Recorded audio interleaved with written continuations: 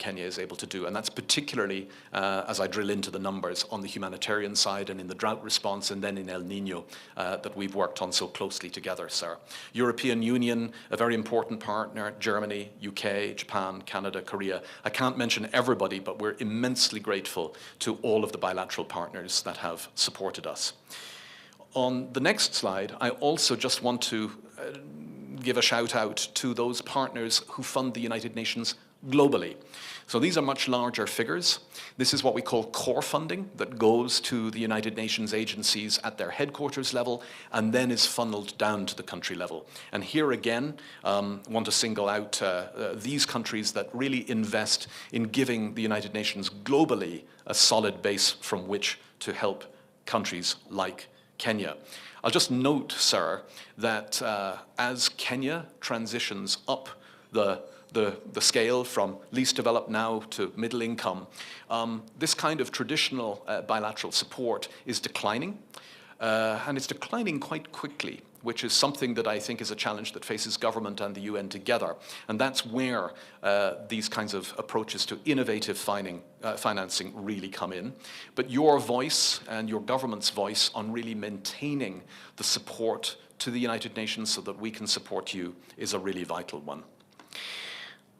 Just very quickly and very importantly, these are the individual expenditure figures given in dollars, but we can give them to you in Kenya shillings as well, for each of the UN family members present in the room today. Collectively, they add up to a pretty impressive total. It's just a little bit short of 600 million United States dollars, or a little bit short of 80 billion Kenyan shillings. It's a very considerable sum, and so we owe it to you to tell you what we've done with that. But what I do want to emphasize is that proud as we are and grateful as we are to the partners, it isn't enough on its own to help you. And that's where this idea of multi-stakeholder partnership comes in. A little bit like the parable of the loaves and the fishes, sir, in the Bible. What we have to do is to take the little that we have and make it grow so that it can feed everyone. I do also want to draw attention to that second number on the right-hand side. Almost half of the total support that we've been able to galvanize is on the humanitarian side. So that's in the context of the drought response, the El Nino response, and the response to the refugees and the host communities. So it's a very considerable proportion of what we do is still in that emergency and humanitarian realm. What we also hope to do in 2024 is really move more towards joined-up funding. It's joined-up funding from partners that will really help the UN help you to achieve impact at scale. So we've launched what we call a multi-partner trust fund for Kenya, and I really want to salute Canada, Norway, Sweden, Netherlands, and Switzerland, all of whom have come into that fund. It's still capitalized at a fairly small level, sir. It's about $15 million thus far, but it's the principle. It's that we're putting the money together, which allows us to join together as UN more easily to help you in a more impactful way. And we really expect that fund to grow, and we really look to your support to help us grow it so we can help you better. This slide just breaks down what our activity has been percentage-wise in terms of the different sustainable development goals. So, no surprise. The lion's share of what we do, it's almost half, 45%, is to trying to help you to eliminate hunger and to help the many Kenyans around the country who do still experience deep food insecurity, primarily because of the climate emergency, to help them. But we're proud that we've also been able to put a considerable amount of effort, time, and money into helping you achieve gender equality, better health for the population, reducing inequalities, climate action, Waziri, sustainable cities and communities, clean water and sanitation. So this is, I think, a useful breakdown, but what we'd like to do, looking ahead to next year, sir, is to give you a similar graphic that maps our expenditure and activity onto beta. I think we owe that to you. So that's something that we will work on with your team this year. So just to finish, and yes, there we go. now zooming out from what it is that the United Nations is able to do on its own to what the development partners as a whole do for Kenya. And this is something wearing your hat as chair of the Development Partners Forum.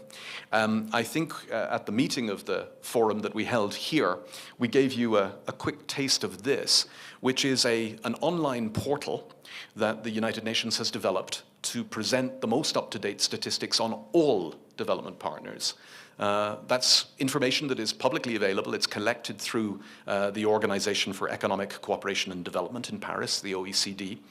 What we've done is to build this, what we hope is a very useful front end for you, and we want to give that as a present, as a tool to your office and the team in your office, so that you can have a better and real-time sense of what it is that development partners do in Kenya. I think, if the technology works, there's a little video. The high-level funding trends from the OECD data, from 2017 to 2021, we've seen it go from a low of 1.3 billion to a high of 1.7. Essentially what's happened is that the downspend in reproductive health has been offset by upticks in government and civil society, water, health general, and even health here, basic health. The balance of funders has been principally the U.S., but there's been a big story with IDA coming out here. If you remove the two larger donors, we can see the trends from the smaller. France, Japan, and Germany have been among the larger bilateral donors, as well as the UK, which has come down from a high. We can also see that the overall spend here is gone down from HIV. It's been replaced by public finance management, decentralized support to subnational government, and even of late, public policy, administrative management, and health policy. So, sir, just in case there's any confusion or any wounded pride from any of the development partners, so that was the consultant who developed the portal drilling into one specific sector and looking at the movement in financing up by some partners and down by other partners in that specific sector. So it's an illustration of the kinds of analysis that your team will be able to do in real time. When the consultant recorded this, we still only had the 2021 data. The 2022 data is now online as well. So we're really looking forward to an early opportunity to sit with your team, hand it over formally to them, and take them through it. And I think it'll be a very, very useful way to work together. So as I wind up then, sir, what do we want to do in 2024? First, as you noted in your opening remarks, we're determined to continue accelerating our joint endeavours for Kenya. We also want to continue intensifying our joint reporting for Kenya. This is new. In the old days, each individual UN entity would come to government and say, well, this is what I did. We're determined as a team here to give you one picture of what we do for Kenya and for Kenyans. And we're really grateful to you for this opportunity to do that here today. We particularly want to go further in terms of reporting on how we are aligning with and supporting BETA and the MTP4. I hope we've begun that journey with you today. I really want to thank your team, your Chief of Staff, Wanjiku Wakogi, Jane Kiringai, thank you so much. Wangechi, I'm not sure where are you? There you are. Alan, I think Ambrose, Paul, many others who've all been involved in putting this together. I want really to thank the United Nations leadership. I'd like to really thank a few people from my office, Ulrika, Sinye, Augustine, Jane, Julius, many others. If you'll forgive me doing one other personal thing, sir. Carla, where are you? Carla Mukavi, please. Carla, please stand up. Sir, this is our wonderful leader of the Food and Agriculture Organization who is leaving us.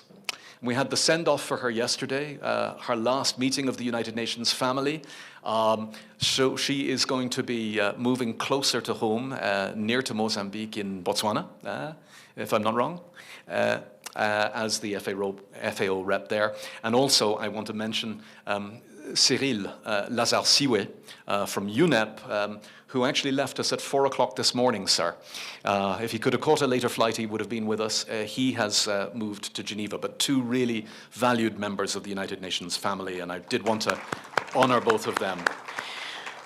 So, sir, thank you very much. I hope I haven't been too long. We're really looking forward to the discussion with you and with the representatives of government here. And as I mentioned before, the entire UN leadership family is here to drill into and answer any questions that you or government may have. Asanteni sana.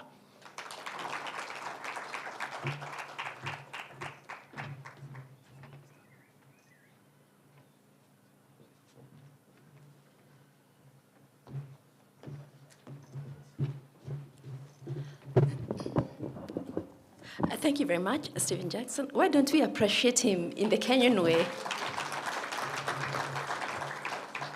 And thank you so much for that very illuminating presentation.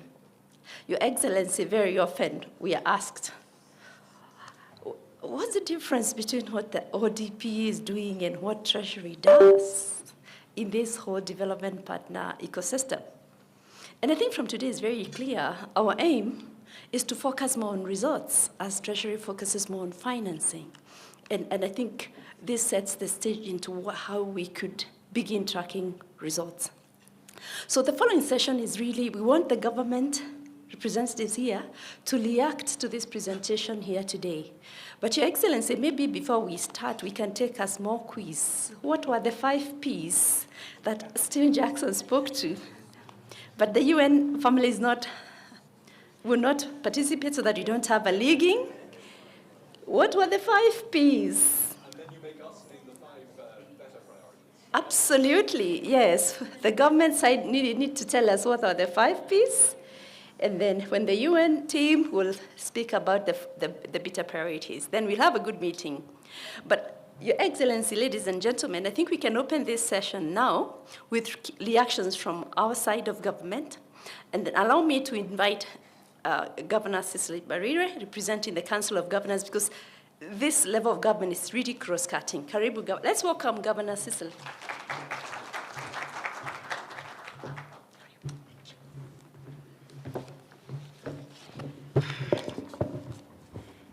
Thank you very much.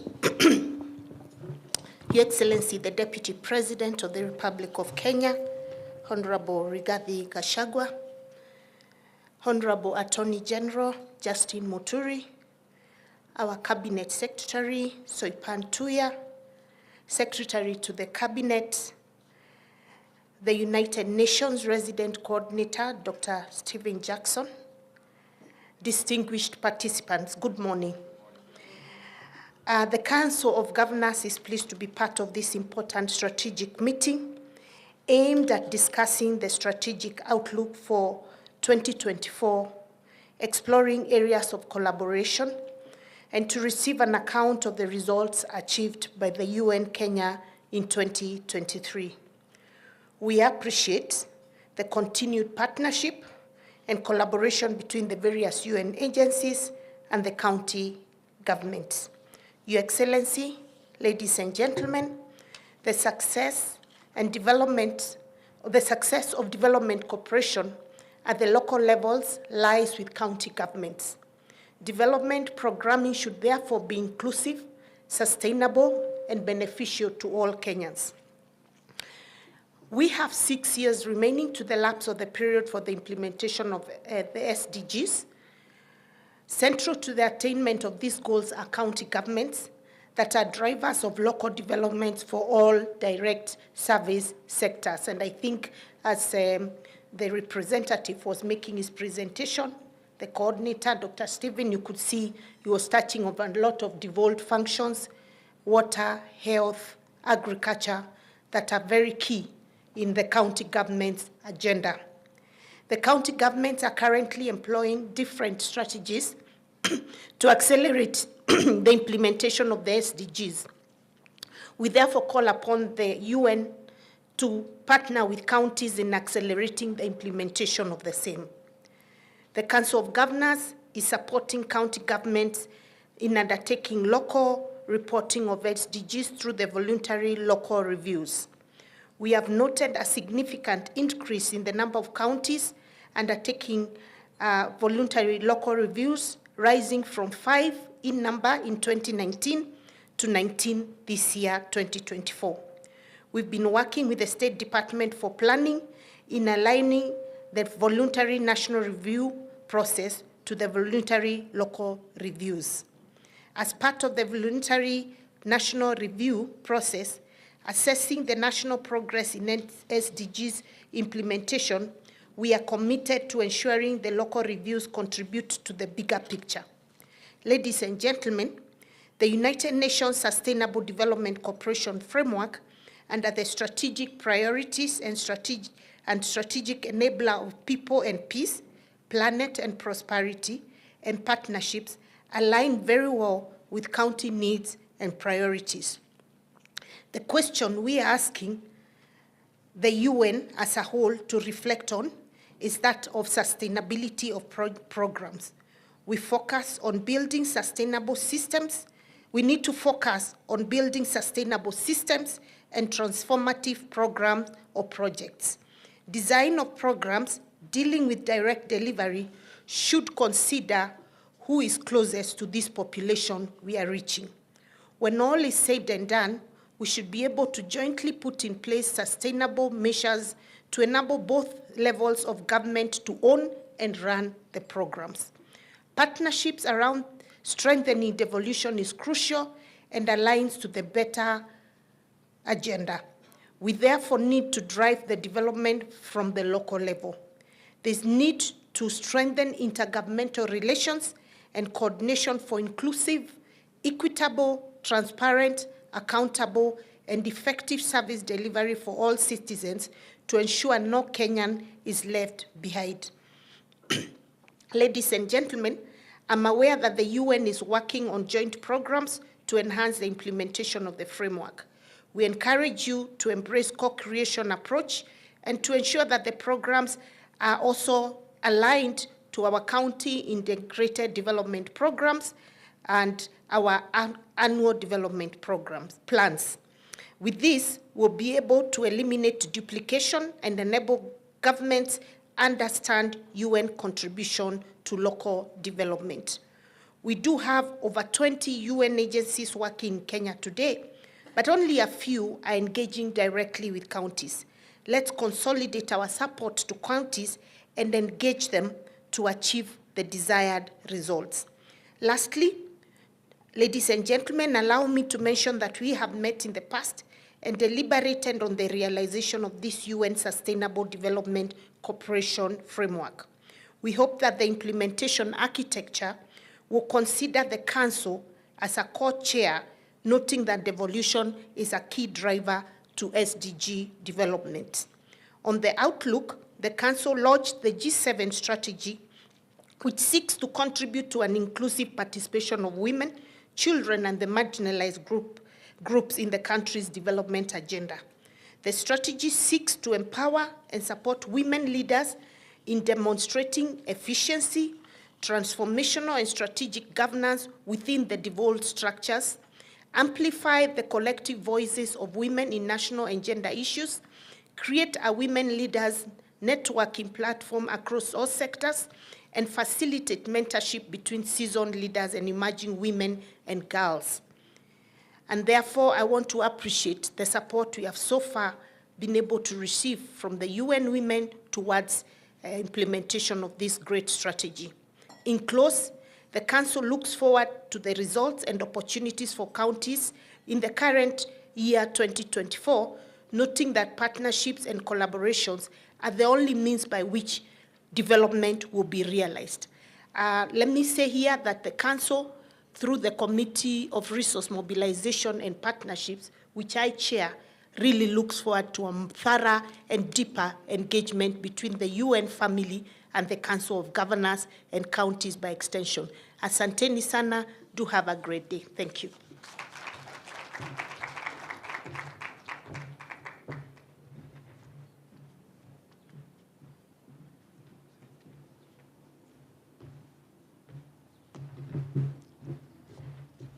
Thank you very much, Governor Cicely. I think from the UN, for the UN family, I think the asks from the COG is very clear, and I could see they're taking notes, Governor Cicely Barire, and to the extent that we help coordinate and get this working, we are happy to do that. Allow me now to invite a CS, a Soipan. Maybe like just speaking to the people and planet. This is her forte. Let's welcome CS Soipan.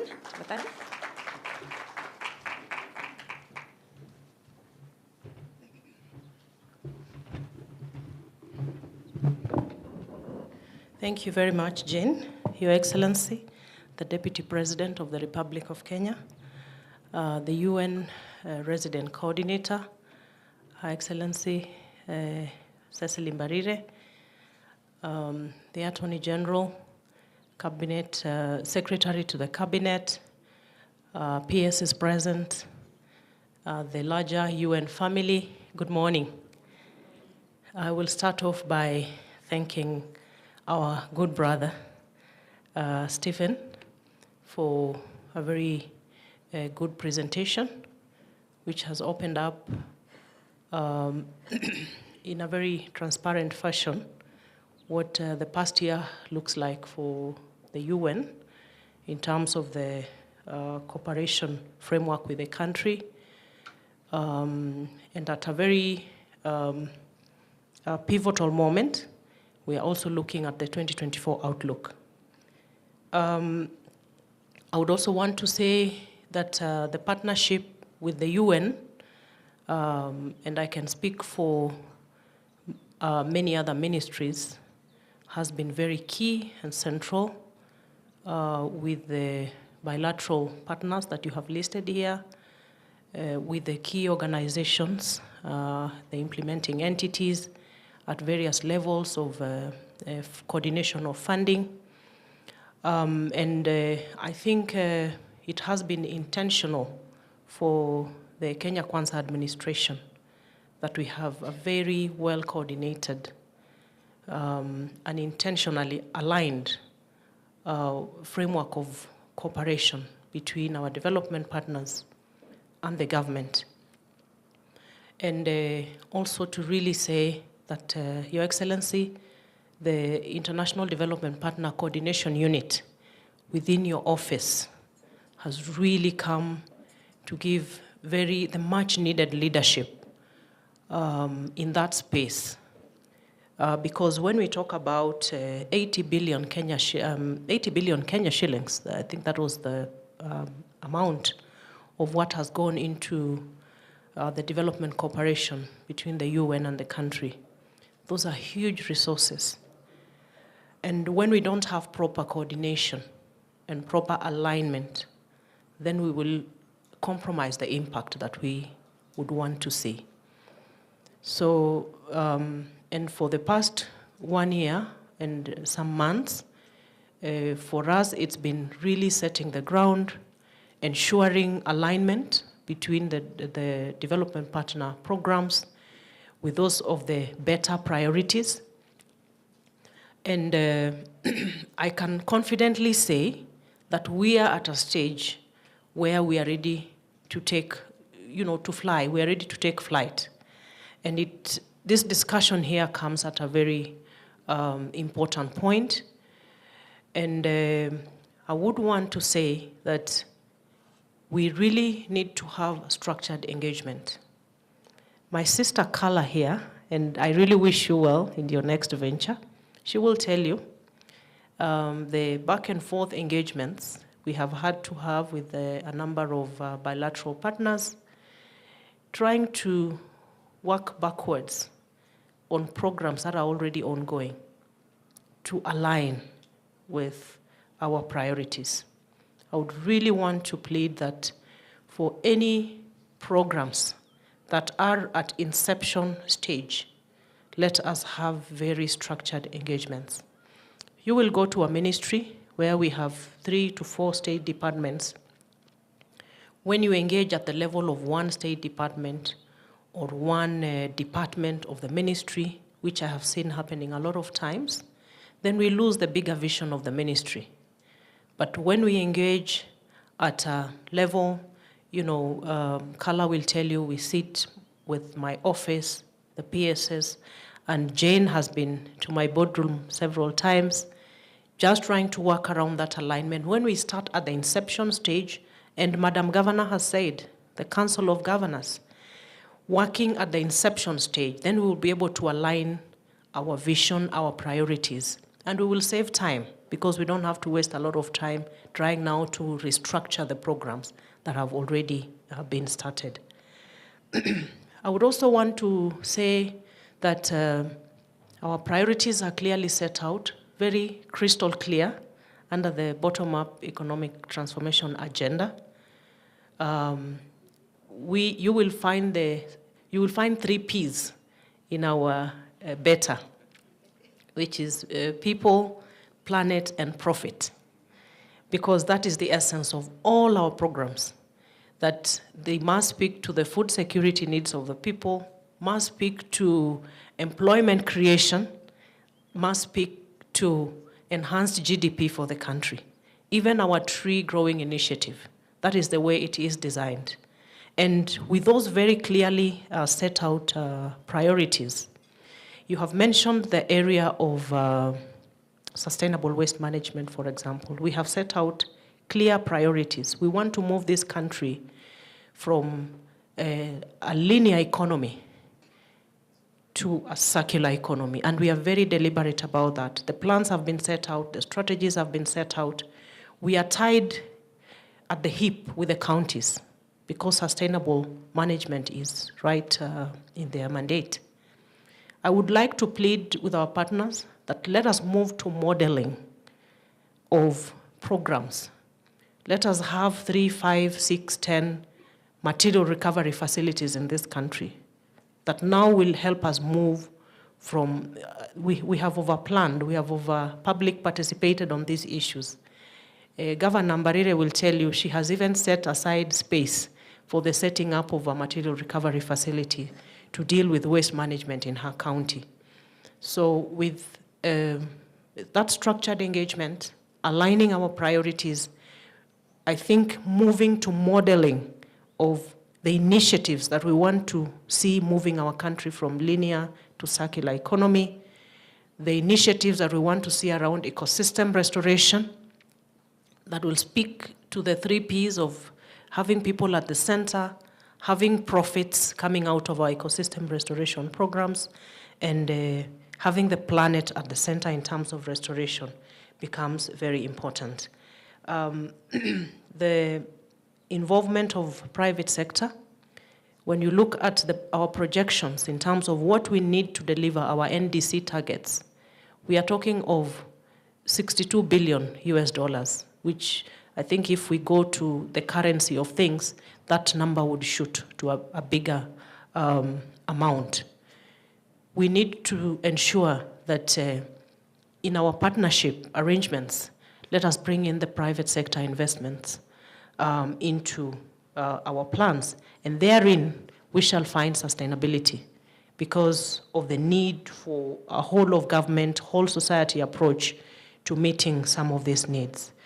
While appreciating the support granted to us by the UN during our Africa Climate Summit, this again is a very important and critical year where we are having 3 COPs in 1 year. We have COP29, we have UNCCD, and we have the CBD, Convention on Biodiversity.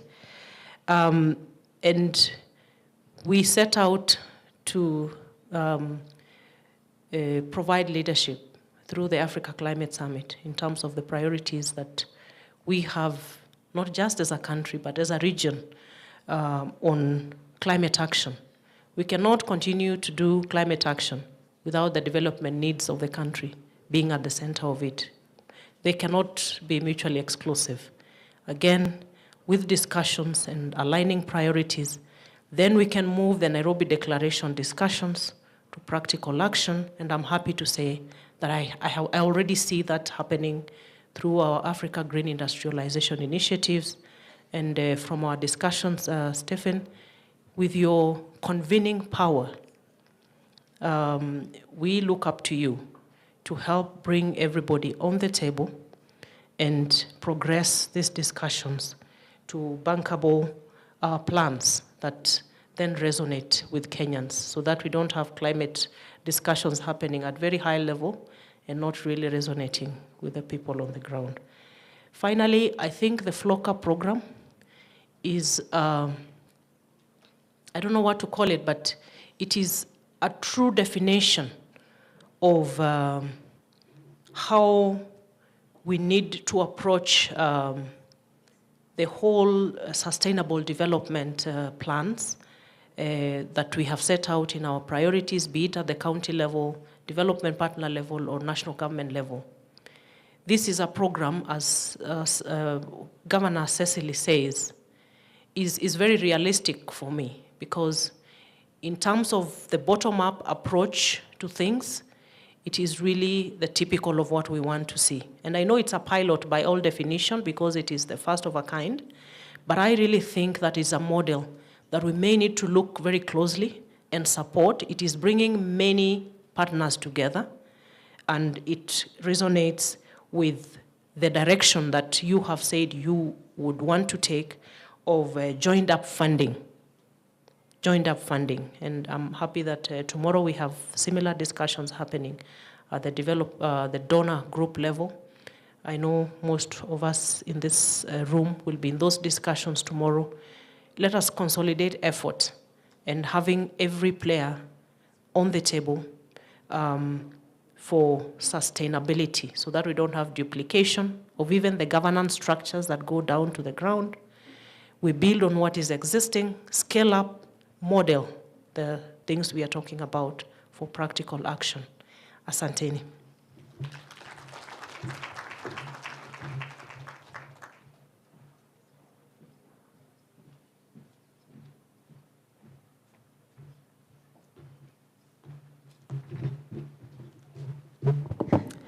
Thank you so much, as Waziri, even for collecting my mathematics, that you really are speaking to 3 Ps and not 2. Asante. Did we appreciate her? Thank you very much. Your Excellency, we pleaded that you allow us more time so that this conversation is authentic. And in this regard, allow me now to go to the people who hold the money, the people in the trenches, the people who sit and burn the midnight or developing these programs together with the UN. And in this regard, Your Excellency, I want to invite 3 principal secretaries. They have agreed they'll take 2 minutes each. We have the principal secretary for social protection and for medical services. And I want to save the best for last, that is the PS, State Department of Planning, so that after he makes his reactions, he can then take us to the next session where there will be updates on Kenya's progress towards national review of implementation of the Sustainable Development Goals. So allow me to invite the PS, Social Protection, PS Motali. After that, PS Kimtai for Medical Services, and then we go on to PS Mohati, who will react to this, representing the National Treasury, and then he'll wear his next cap and become the PS National Planning and present. Karibu sana, PS.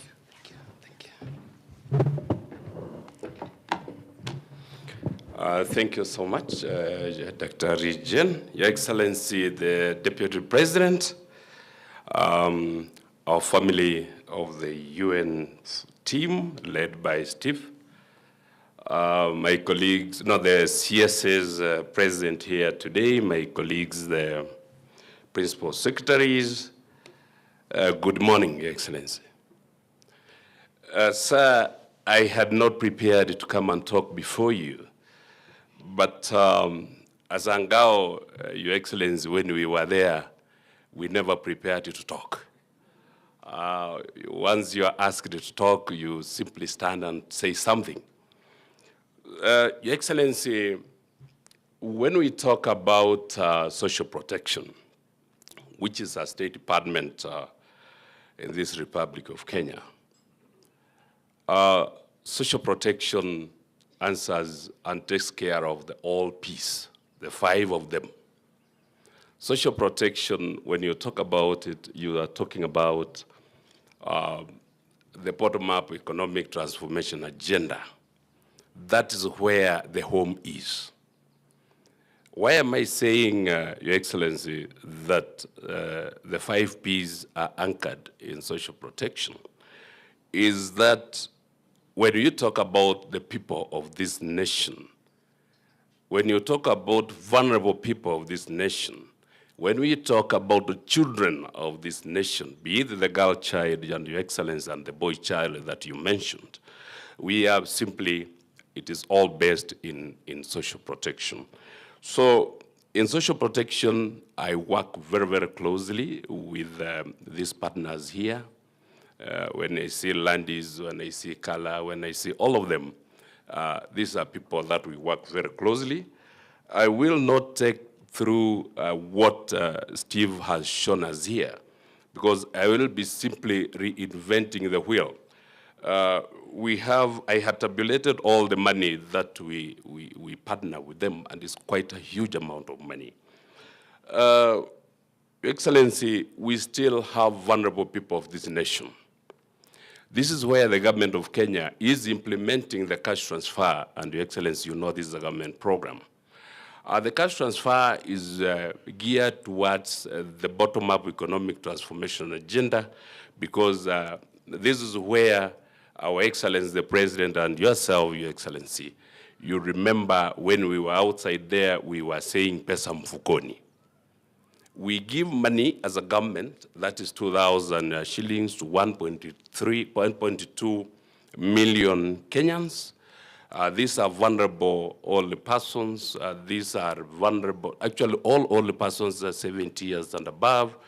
We also look at the orphaned vulnerable children and the severe disabled.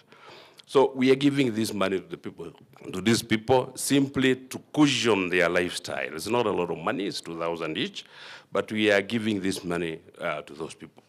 Now, when it comes to our partners, what we do with them, Your Excellency, is that we partner in the system and the policy making with them.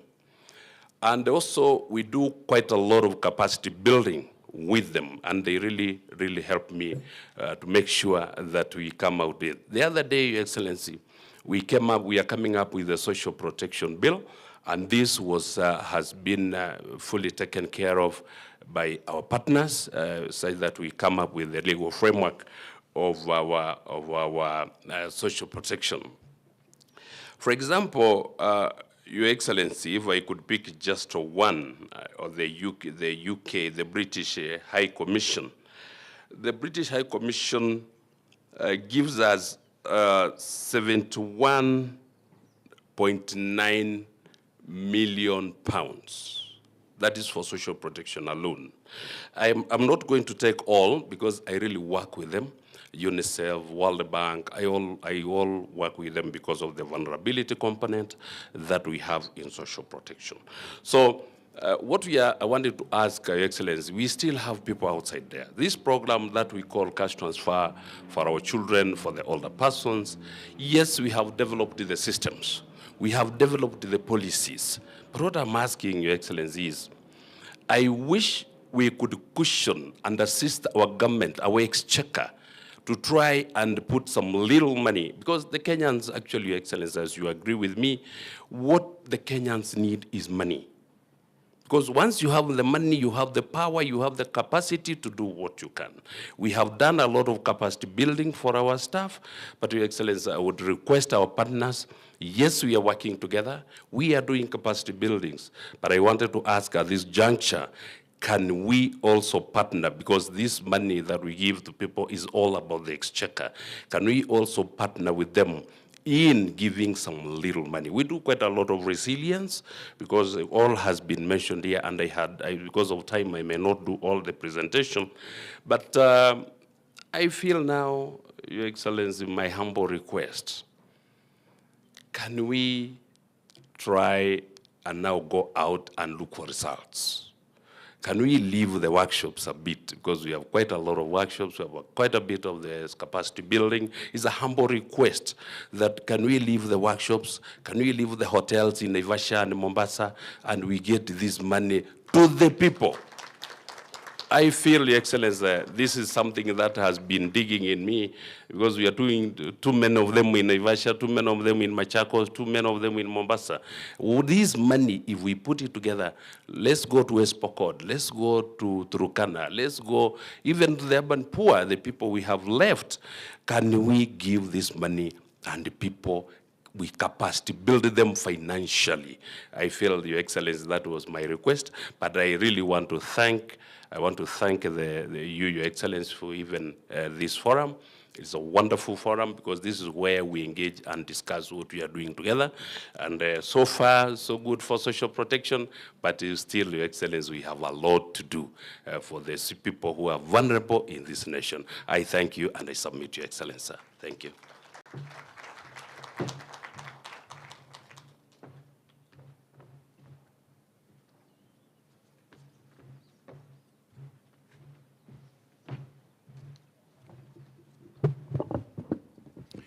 Your Excellency, the Deputy President of the Republic of Kenya, Honorable Gachagua, the Cabinet Secretary, Environment, Madam Tuya, Secretary to the Cabinet, Madam Masi, our Attorney General, Justice Muturi, my colleague, PSS, the UN Resident Representative, Dr. Stephen. It's a pleasure meeting you once again. Ladies and gentlemen, good morning. I just want to start by congratulating Dr. Stephen for the wonderful presentation that he has given us based on the results of the investments by the UN family during this 2023, and also giving us the outlook for 2027. And going by the presentation, I can say that we have actually, based on what we are doing and the programs that we are undertaking, I can say that we have indeed achieved quite a lot. As we focus on the outlook of 2024, it is important that we as partners and the government, we need to come together more so that we're able to engage. As you're aware, the Kenya Kwanza plans are clear. The health sector is also undergoing transformation. We want to achieve universal healthcare coverage. And I want to thank the UN family for supporting the government in the health sector reforms. Key among them, when we were developing the 4 acts, we relied so much on the development partners. We so believe that these 4 laws that have now been passed are going to anchor the reforms in the health sector. We all know that universal health coverage is an important pillar of the Kenya Kwanza government, and our target is to achieve it by 2030. Key for us to achieve that is resources.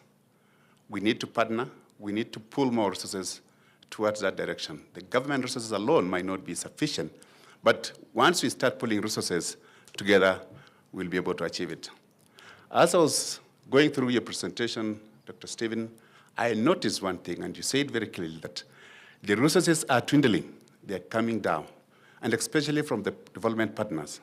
And some of the development partners, we have an agreement that now we have some of the programs where the government is going to take over those programs. It is important that we put in the correct measures at this particular time when we are on transition, so that when the government comes to take over, then it will be able to sustain those programs that we have started together. I know there are certain areas that we are still lagging behind in health sector. And one of the areas that we feel, and my colleague has talked about it, is yes, capacity building has been done. What we need is action on the ground. That's where, and that's why if you look at the Kenya Kwanza plan is on the bottom economic approach. We must now go down to where we can be felt, all of us, both the government and the partners. One area that we are still feeling a threat and still needs a lot of investment is on the triple threat, the gender-based violence.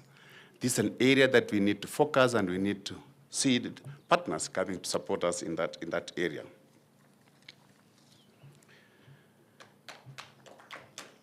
I think we are working with this UNAIDS, for example, and other development partners, the WHO, on the issue of sustainability of some of our programs. Among them is on HIV/AIDS. We need to sustain it because we are facing a challenge. From the statistics and the studies that have been done, we are again seeing an upsurge in AIDS among the youth. We need to scale up our interventions so that they are able to ensure that by 2027, for example, we want to end AIDS on children, especially in infection or transmission. That's a very short period that we have now. And therefore, we must put our plans together to be able to achieve that. I so believe that with further engagement with the development partners in coming up with the right strategies and policies, then the government of Kenya Kwanza will be able to achieve its agenda as enshrined in its plan. I want to thank the UN agencies, specifically UNAIDS, WHO, UNICEF, for supporting the government programs on immunization, which is key. We have, with Gavi, we have a target that by 2029, 2030, there will be no more additional funding to support immunization. And it's the responsibility of the government to take up that. But what measures have we put in place for the government to be supported? We've had engagements so that we now develop a joint strategy that will be able to sustain the government come that period when we shall be disengaging. I want to thank you again, Excellency, the Deputy President, for coordinating the government agencies through your office, and I think that is going on very well on our side as accounting officers, and we want to appreciate that. Thank you, and God bless you.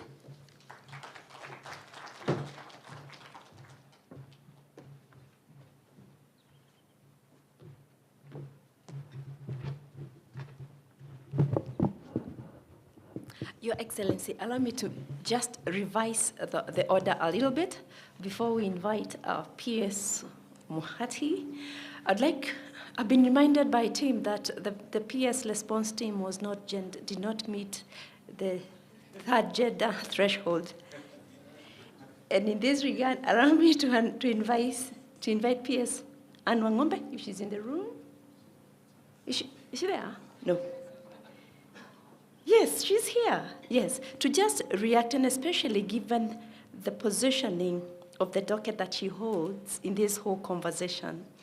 And then, Your Excellency, with your indulgence, maybe before we cross the government reaction, we'll see if there is any reaction from the UN agencies team, then we go to the final presentation. Thank you, Your Excellency. P.S. Karibu. Let's appreciate her.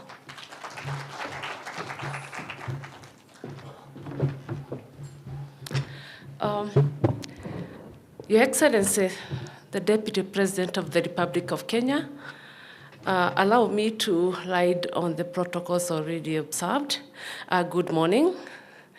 When I realized that I was not to be invited, I talked to my fellow PSs and I gave them my sentiments, but allow me to appreciate the UN family for the support that you have given us, especially in the gender sector.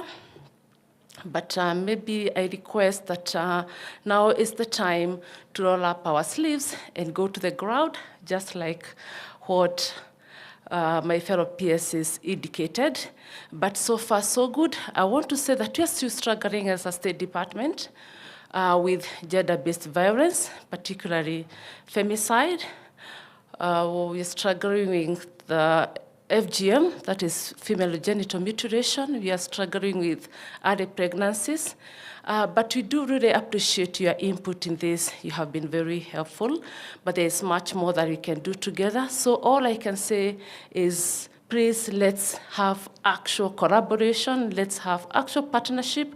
Let us work together, even as far as planning is concerned.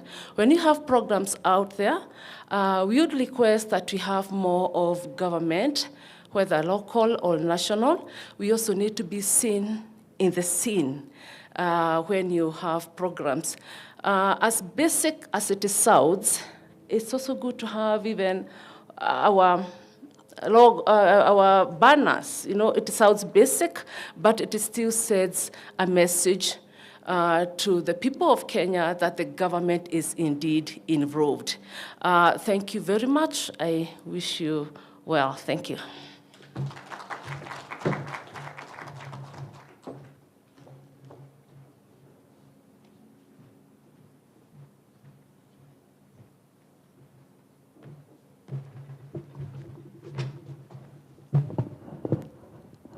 So I think I will now invite PS Mohati. If you have any reactions to the first presentation, you could do that and then make your next presentation, and then we'll open for some reactions from the UN family after that presentation, just so that at that time we're able to manage time very well, respecting the fact that HE needs to go to another assignment around 9:30. PS Mohati, let's welcome PS. He's presenting both state departments this morning. Yes, karibu.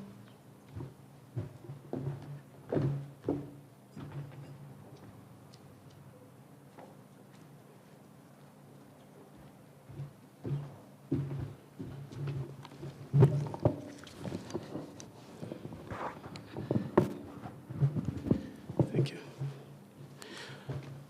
Your Excellency, the President, the Deputy President, the Cabinet Secretaries present, the Attorney General, the Secretary to the Cabinet, Madam Mercy Wanjao, my colleagues, PSS present, the RC and the entire UN fraternity. Good morning. First, I would want to, Your Excellency, to react to the report and the presentation by the RC. And I would also want to bring to the attention of this meeting to the MTP4. The MTP4, Your Excellency, was launched on the 21st of March this year. And the MTP4 is the last 5-year plan in the implementation of the Vision 2030. The MTP4 is aligned to the CIDPs, the County Integrated Development Plans, bearing in mind that during the process of the administration before coming to power, had engaged various counties, and the president then, as a candidate, had signed what you call county charters with some of the counties in terms of the commitments. So all these have been espoused in the CIDPs, which have been also taken on board by the MTP4. The MTP4, therefore, has themed bottom-up economic transformation agenda for inclusive growth, then becomes that single document that has all the key priorities that we need to focus on as a government and also as a development partner community. I want to appreciate the presentation by the RC and the UN, and like the CS, Madam Soipana had said, it is transparent in the sense that we can be able to see, even in terms of the expenditure or the allocation of resources, about 45% I could see was allocated to the SDG goal number 1 on focusing on zero hunger. I can also say that the report and the focus for the UN in the year 2024, it's very impressive to see that they have aligned the SDG goals to the better priorities, which is a very, very good thing. And I'm happy also to say on our part, with MTP4, we have come with the indicator handbook. Now, this indicator handbook contains the specific targets that we as a government would want to achieve in terms of the specific measures that we are focusing on. We have also gone ahead within the indicator handbook also to come up with a specific indicator handbook to be able to measure the progress in terms of the achievement of the SDG goals. So I can be able to say now, with the current focus of the UN and the government plan, we are clearly aligned in terms of going forward. So this will ensure and will therefore be able to help your office in terms of the monitoring and evaluation to be able to see the impact of these donor resources and how they are being used. I want to reiterate again that the National Treasury and Economic Planning is committed to review and re-engineer its processes and procedures and policies to ensure that the national development planning is efficient, effective, and impactful, such that the resources as being directed are able to reach and improve those areas that are intended. So we will be able to work together with your office and the UN in the implementation of the government's development agenda.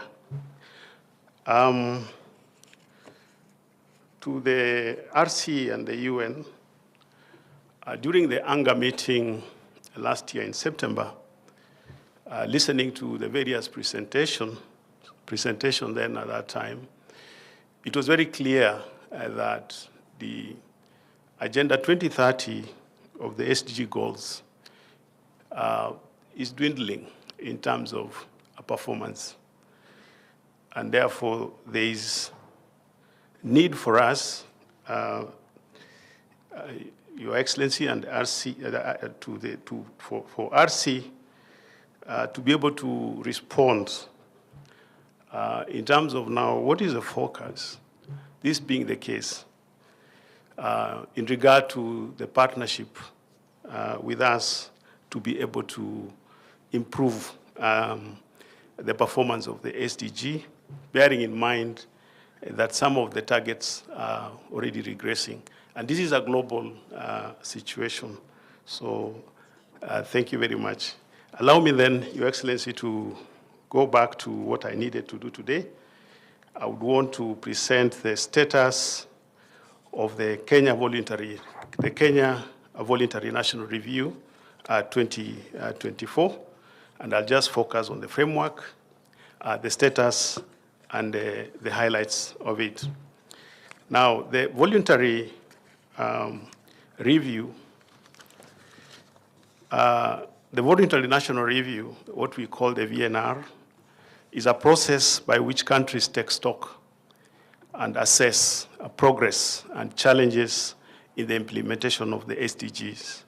It is just to see how far, as a country, we have been able to come. And it is normally a follow-up on other reviews that have been conducted before. And this is basically a review mechanism. And as a country, we have been on this journey, I think, since the year 2000, when we started with the Millennium Development Goals, which were 8, and then we moved to the 17 SDG goals. In terms of the tenets of the VNR, the voluntary national review, it's voluntary. We submit ourselves to be able to review and be transparent in terms of reporting our status. And this is government driven. It is driven by the government.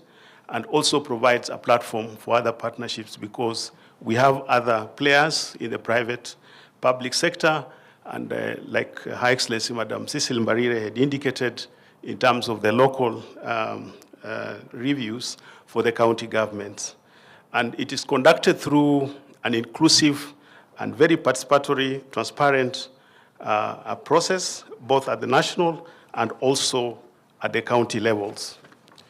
Following our last review in the year 2017, the framework that we have put in place, Your Excellency, is that we have the SDG roadmap implementation, which is in place.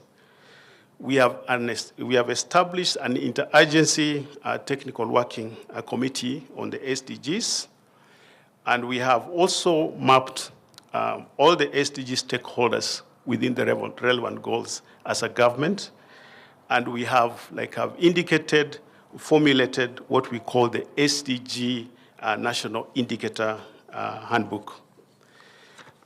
Now, in terms of the Kenyan status, Your Excellency, we have prepared the draft 2024 VNR report. This is ready. The draft is ready. We have also drafted the key and main messages. These are also ready. We've prepared them. And we have 14 counties which participated in the VLRs. These are Baringo, Bungoma, Elgeyo Marakwet, Wajir, Embu, Homa Bay, Kajiado, Kakamega, Makueni, Mombasa, Taita Taveta, Vihiga, and West Pokot.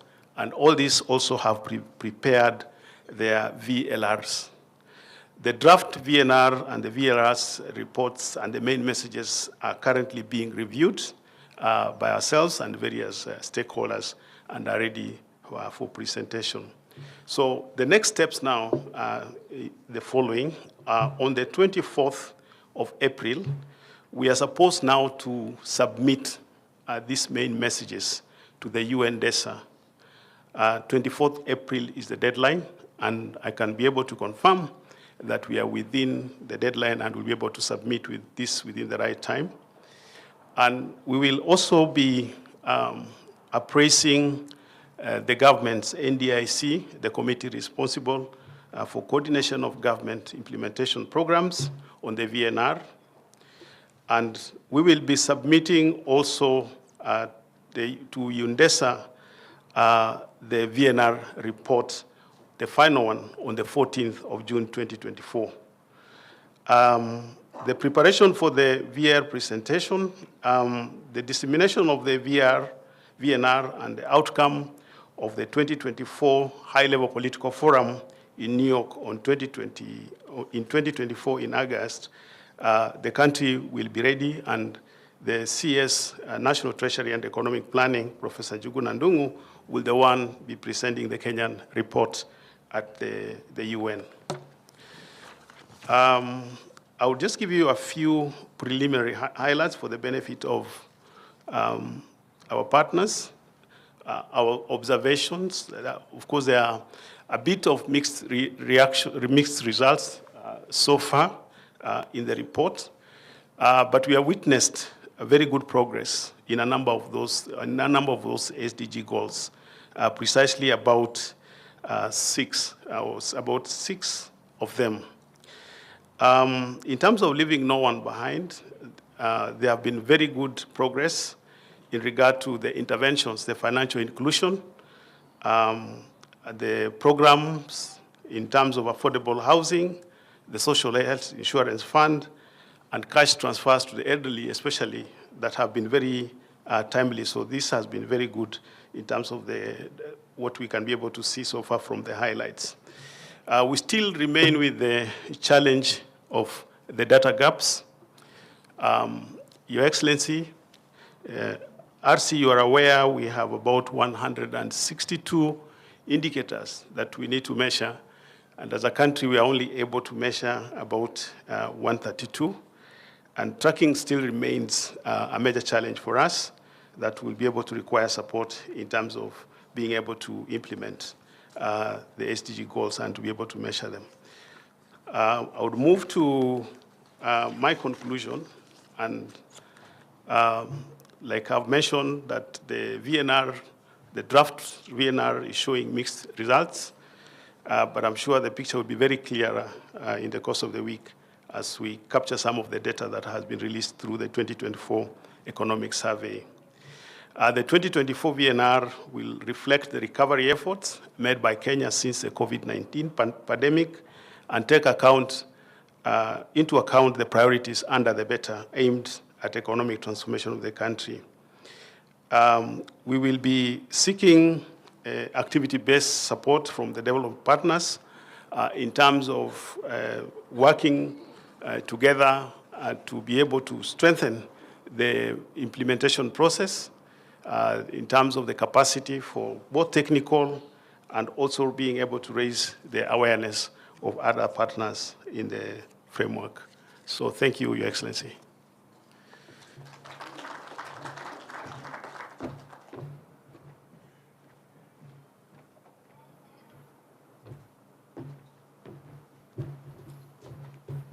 Thank you very much, PS Mohati. I think we have just 2 items left in today's program. And allow me, Your Excellency, to invite the resident coordinator, maybe to invite some reactions from the UN family before we invite you to close the meeting. RC, karibu. Yes. Thank you so much, Jane. Mheshimiwa Marafiki. So I will just pick up 4 very quick points, and then I'm going to call on just a couple of country team members, and I hope that they will forgive me, those who I'm calling and those who I'm not calling. But just to give you advanced warning, Madalena from UNDP, I'd love to have you say 1 minute, if you wouldn't mind, in follow-up to what Waziri had to say about environment, climate, the Africa Climate Summit and follow-on, and also on devolution. Lauren, if I can ask you to speak very briefly to social protection and also circularity. And then Carla, if you'd also say something about agriculture and circularity. Medhin, if you could speak to the triple threat, which has been raised. And then Arif, I'll come to you last on partnership and on bankability, this really important phrase that was used. The 4 quick points from me, Mheshimiwa. First, absolutely, Waziri, on engaging with government and engaging with government in an overarching way at the inception stage of these new programs. So we've been doing that on the first wave of joint programs, and you have our pledge to continue doing that. And that takes me to the second point, to Madam Governor. Absolutely agree with you on the crucial role of the county level. We continue to believe that about 12 of the 17 SDGs are predominantly ones that will either be delivered or not delivered at the county level because of the devolution of important powers. And so we're with you and absolutely hear you on engaging in a structured way with county Council of Governors and with the counties in the management and direction of this cooperation framework. 2 points finally from me, 3, excuse me. Absolutely agree, PS, let's not do any more workshops in Naivasha or Mombasa. They're lovely parts of the country, but let's use the money for other things. And you have some very powerful support from other bilateral partners on this too. We all think that it is too urgent. We need to be meeting here in Nairobi. There are plenty of good places to do it. This is one of them, and one of the loveliest. So let's do that. And then finally, PS Planning, thank you, sir, so much. MTP4 Indicator Handbook, really vital. That will help us get the alignment right. And then on the VNR and the VLRs, as we discussed, we're with you. Any support that we can help to get those reports over the line, and then really looking forward to being in New York with CS as that presentation goes ahead this summer. Okay, having said all of that then, and do please forgive me those of you that I'm not going to call on. So Madalena, can we get a microphone? Might be easiest if we do it exactly. Yeah, Madalena, to you. So Deputy Representative of UNDP. Thank you very much, Stephen, Excellency, DP, and all CS and PSs, all protocols observed. Just quick one, yes, on the Africa Climate Summit, indeed, as part of the UN, we are all working together to support the implementations of those recommendations, especially on the ecosystem restoration. CS, you have seen that UNDP and a number of the UN partners have been mobilizing to finalize that strategy, but also to roll out initiatives such as the green construction, bringing in the whole of the UN and the whole of the government in support of that, and several other initiatives under your leadership and both PS's environment and forestry. With the COPs, yes, I'm sure that the UN will mobilize to provide support for the upcoming COPs according to all our respective areas of support and cooperation. In terms of devolution, indeed, we have been working together, the number of UN agencies, UNDP, UN Women, and UNICEF, exactly, to finalize the second version of the devolution program, which is really anchored on lessons learned of the previous devolution and the lessons learned from the 10 years of devolution review that was done last year, and also working closely with the county governors, with the State Department of Devolution, also COG. Really, all the consultations have gone on board to ensure that this devolution is anchored in those key recommendations into bringing services closer to the people, building on the gains of the previous one in terms of really increasing participation, planning at the subnational level, monitoring, and really just focusing on the priorities of the various counties. So, yeah, thank you very much. Thank you so much, Madeleine, and thank you for sticking to the 1 minute. That's super. Lauren from WFP, our Country Director for World Food Programme. Thank you so much, Waziri. You often think of the World Food Programme just in terms of droughts and refugees and food aid, but we are also working with the PS very much, and UNICEF and others, on the social protection. And I think it's very important here in just 1 minute to say that we've helped the Ministry of Social Protection to really register 5.5 million Kenyans into the expanded social registry. So really making sure that the registry is connected, the vulnerable children, and getting them back to school, along with the elderly and others such as the disabled, who really need that connectivity to make sure that we're providing the most how shall I say it, comprehensive assistance to the most vulnerable, those that stand the greatest chance of being left behind. I think I made 1 minute. Thank you very, very much. So we'll come all the way over to here to Carla from FAO, just on agriculture and the circular economy in particular, because I think that was something Waziri really lent into. Thank you. Thank you very much, Your Excellency, the Deputy President, and also Waziri, the PSs here present. Of course, agriculture, there's no doubt, it's one of the priority of the bottom-up transformative economic agenda. It is the backbone of the economy of this country. If we look at the contribution that really, of course, to the GDP and the opportunities in terms of job creation, and it's where actually the circular economy comes in.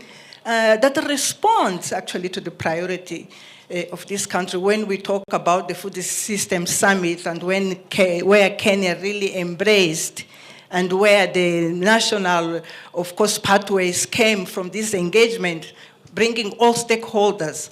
And of course, the circular economy was really identified, looking at, of course, women and young people, looking at the climate action that is really so critical, that impacts in agriculture, and the needs to make sure that we address those challenges by building resilience, digitalization, which is really critical. So we are really working very closely together as UN. I could really call UNIDO here, where we are looking at how do we ensure that, of course, production and productivity, which is critical, is done in a sustainable way, bringing the climate smart agriculture where we produce, of course, more with, of course, wasting resources, where we are really looking at the sustainable consumption. And of course, this includes, of course, the changing also the mindset on how do we bring the healthy diets into the pictures. And those are issues, of course, that as the UN, we really work together to be able to contribute to the priorities of this country, to, of course, responding to the vision of the government of Kenya to be able to attain of course, the sustainable development.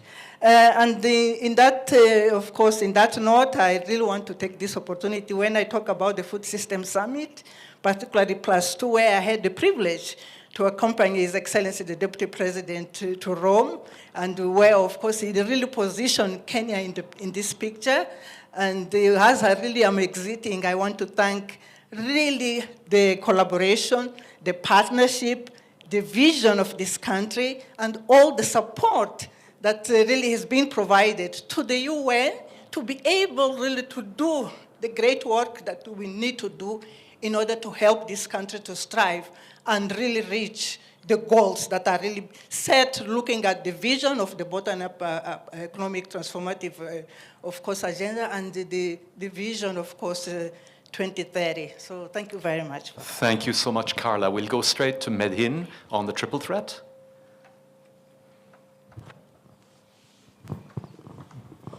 Thank you so much, Your Excellency, governors, CSs, PS, all protocols observed. Thank you so much on the question from PS Kim Tai. Triple threat, that is HIV, teenage pregnancy, sexual gender-based violence, is a challenge, multiple challenge that is affecting children and adolescents.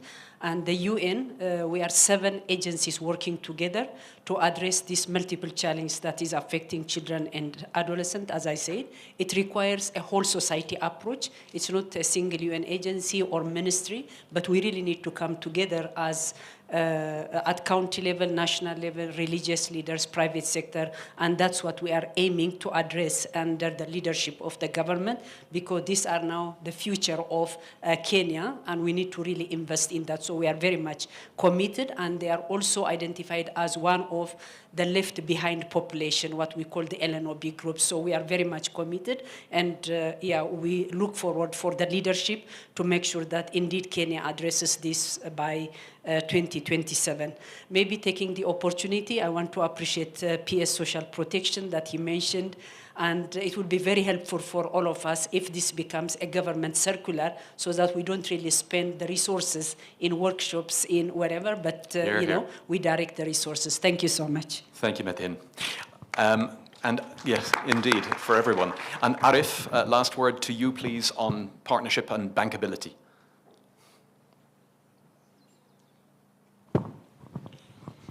Thank you very much, Your Excellencies. I think the word bankability was also kind of echoing what Dr. Jackson referred to as the plight of middle-income countries where ODA and grant funding shrinks, and this move from SDG funding to financing, and Kenya is exactly at that point.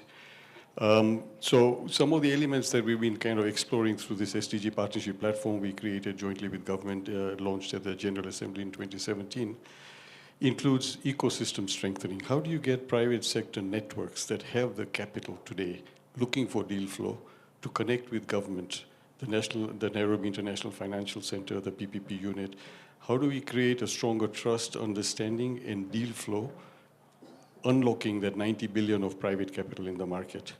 One of the ways we've looked at this is looking at market identification. We did a study with McKinsey and found a $6 billion opportunity in primary healthcare in Kenya for private sector.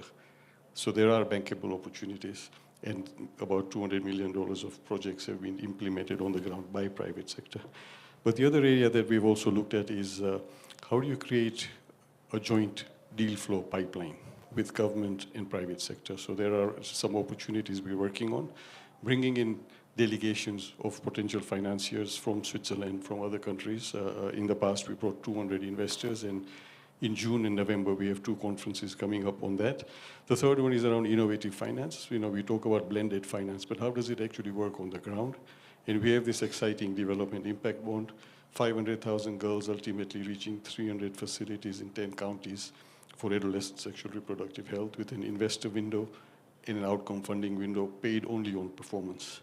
And finally, to say that talking about better, talking about leaving no one behind, we need to really look at the opportunities of unabsorbed guarantee and de-risking instruments that are available for us, but somehow not fully utilized, so that we can take private capital to areas where populations need those impacts the most. So delighted to work with all the government departments here, and thank you so much.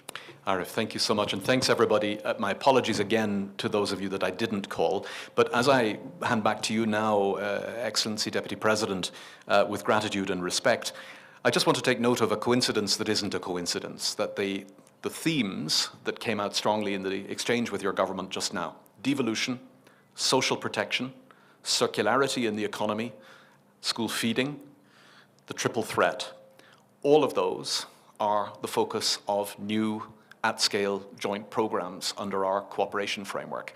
So that, for me, it's not a coincidence, it's another demonstration of how we're aligning with your priorities and those of BETA and the MTP4, and we thank you for that opportunity. Asanteni sana.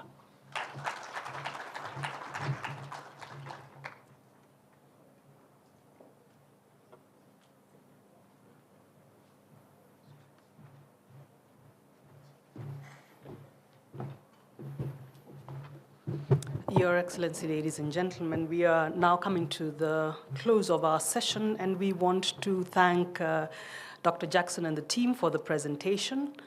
I think from this conversation, what is important is that we have confirmed alignment of our projects and our programs, but even as we do so, we recognize that the devil is always in the detail. And therefore, as we move forward through the framework of coordination that has been established under the Office of the Deputy President, we trust that the next step is to go down to the granularity of the activities and make sure that we are undertaking activities that are perfectly aligned, in fact, perfect synchrony with what government is seeking to achieve, because there will never be enough resources to implement projects. But if we then bring together the limited resources available, both from the development partner and government, then we have a greater impact. So that will be our next step from here, that we are then able to use our joint sector working groups and all the other collaboration frameworks that have been established to drill down into the specific activities, to make sure that all these activities are prioritizing the key events that government is pursuing, so that that then becomes what is perfect synchrony for implementation of our projects. So we welcome the recommendation for the system in particular. I think our team will take that into advisement and seek mechanisms to make sure that we can now see the real details, both for what is development partner financing to government, but also what goes to non-state actors. Because we need to make sure that we are implementing in a synchronized manner what is being done by government, what is being done by NGOs, what is being done by churches. We're all moving in the same pathway, and so we look forward to the use of that system. I think, as you have already summarized, the engagement has to move more from the boardroom to the ground, and I think we welcome that recommendation. I think we also welcome the recommendation to have the indicator handbook as the mechanism for then tracking our progress. And this is what we will then move forward with in our joint sector working groups going forward, and that we will redesign where necessary and make tweaks to whatever programs we are implementing so that we align perfectly to make sure that the next 5 years, and I think PS has indicated it's the last 5 years, we do move a few steps forward to implementation of our SDG. Your Excellency, we want to take advantage now that charity begins at home. We have identified a few places we can speak to on some of the programs ODP is specifically implementing. We have the boy-child program under the Office of the Spouse. There are quite some fine alignments we have seen with programs being run to reintegrate young children back to school. We have an alcohol problem we know we are dealing with. Rehabilitation of this youth is a particular concern for us. We have the widows projects that are being focused on how to ensure that we are protecting these vulnerable groups, but more importantly, aligning them to other integrated programs within the office, restoration of the Nairobi River, for example. So we look forward to direct engagements with each of these entities that are here as part of our strategy, so that we make sure that Jane is also running with our own internals as we move towards coordinating all the rest. And lastly, I think one of the points we had reiterated before, we would want to do that again, is that the development financing framework must also begin aligning with the value chain logic. And I think that's what we've been trying to emphasize as we move forward, so that when we are financing any projects or initiatives, we can see the connection with the next series of programs and activities. So I want to thank all of us for coming, and now invite His Excellency the Deputy President to make his closing remarks. Please be standing and let us give him a hand clap. A clap, please.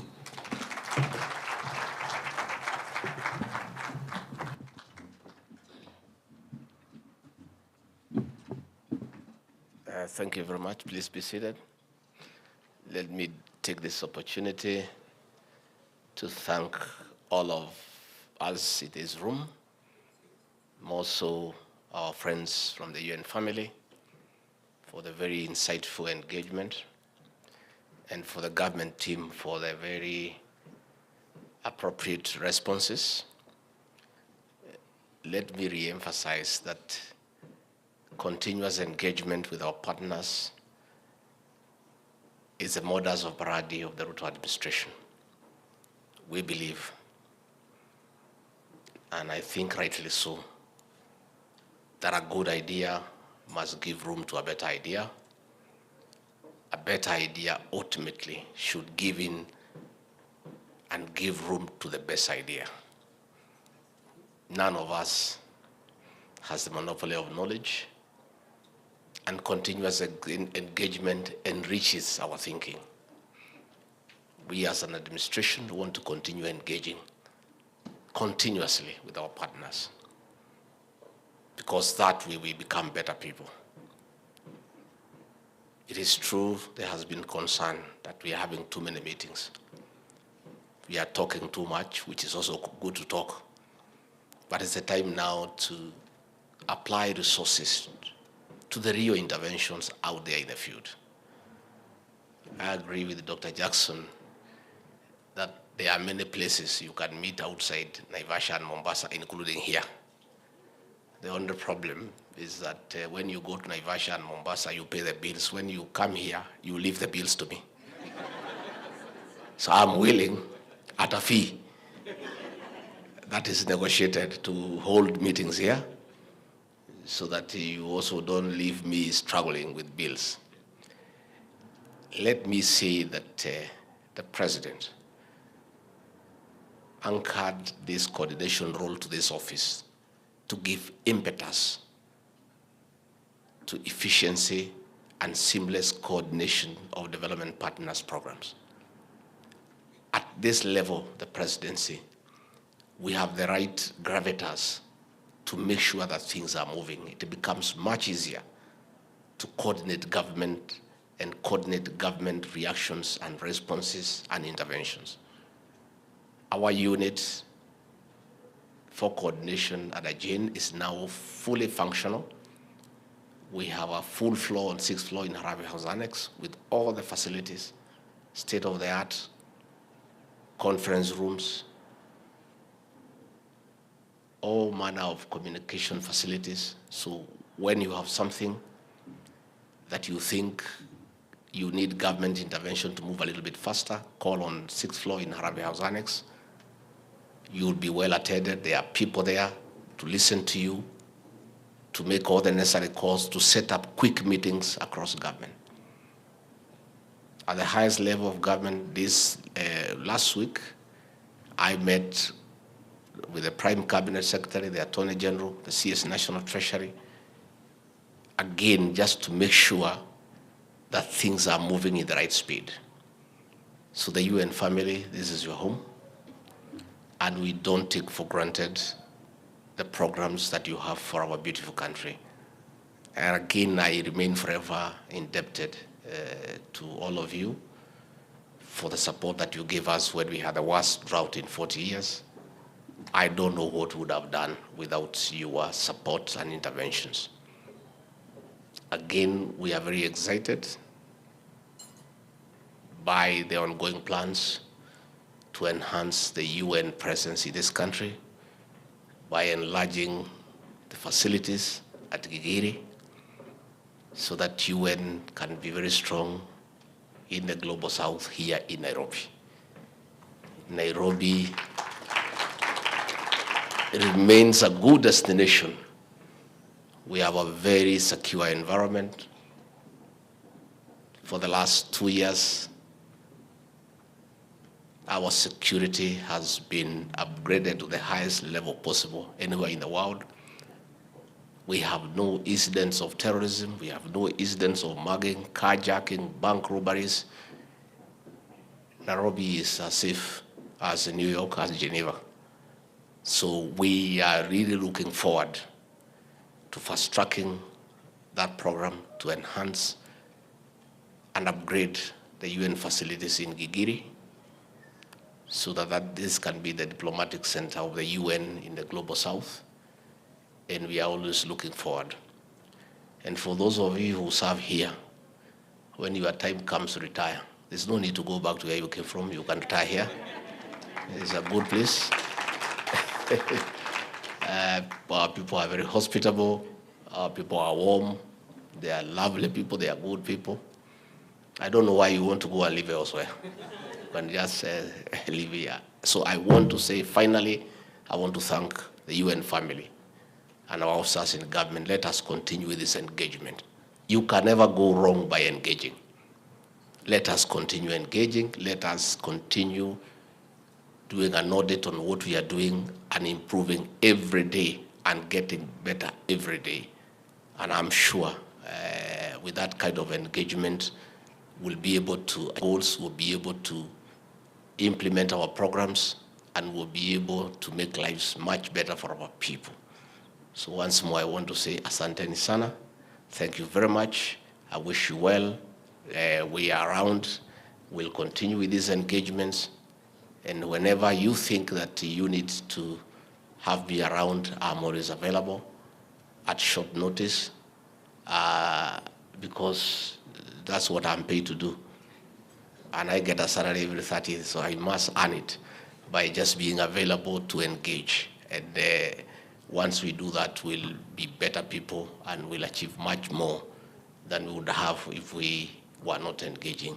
So with those very many remarks, asanteni sana. Go well and greet those that you find wherever you go. Madam, as you go to your new duty station, I remember with a lot of fond memories the support you gave us in Rome. I would have wished if it were in my power for you to stay around a little bit longer, but the matter is beyond me, so ours is to wish you well. But please be coming to visit us. We are not bad people. And when you finish your tour of duty, you may want to come and settle here. Thank you very much. May God bless you and bless you abundantly. Asante. Your Excellency, we wish to request for a photo session with the resident coordinator, Dr. Stephen Jackson, please. We're going to have 2 sets of photos. Your Excellency, that handshake will be symbolic of the continued strong partnership